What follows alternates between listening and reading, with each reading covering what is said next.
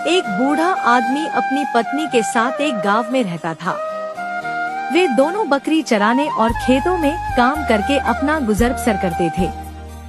उनके बीच बेहद प्यार था।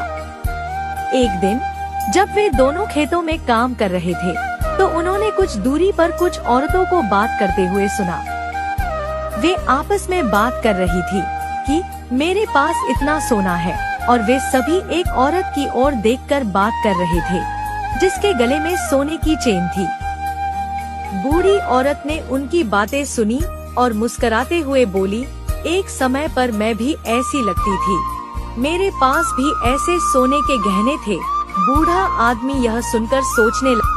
बूढ़े आदमी के चेहरे पर एक मुस्कुराहट आई और उन्होंने अपनी पत्नी की ओर देखा। बूढ़ा आदमी घर आकर कुछ जमा किए हुए पैसे निकालता है, जिसमें से कुछ सिक्के और नोट निकलते हैं।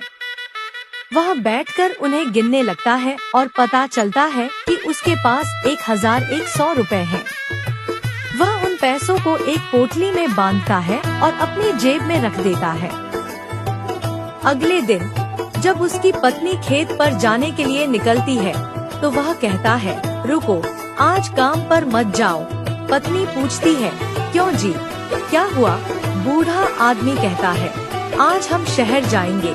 पत्नी कहती है, कहाँ चलो मेरे साथ तुम। दोनों तैयार होकर शहर की ओर निकलते हैं। रास्ते में वे बैलगाड़ी से बस स्टॉप तक जाते हैं और फिर बस से शहर जाते हैं। शहर पहुंचकर बूढ़ा आदमी अपनी पत्नी को ज्वेलरी की दुकान में लेकर स्वागत होता है। दुकान का मालिक उन्हें आइए अंकल आंटी कहकर स्वागत करता है।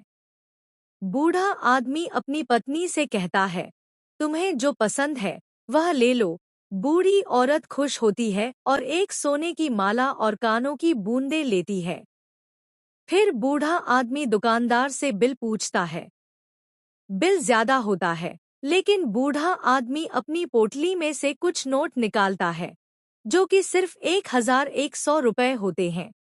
वो लड़का कहता है, आपका बिल तो ज्यादा हुआ है। दुकान के मालिक ने जब देखा कि बूढ़ा आदमी के पास सिर्फ 1100 रुपए हैं, तो उन्होंने कहा, आप यह गिफ्ट अपनी पत्नी के लिए ले रहे हो, यह मेरे तरफ से गिफ्ट रखिए। मैं आपके बेटे जैसा हूँ। ऐसा कहते हुए मालिक ने माला बूढ़ी औरत के हाथ में दी। यह देखकर बूढ़ा आदमी और बूढ़ी औरत भावुक हो गए और दोनों ने वह ज्वेलरी रख ली। इस छोटे से इशारे ने उनके दिल को छू लिया और उन्हें एहसास हुआ कि सच्ची मानवता और प्रेम अभी भी मौजूद है।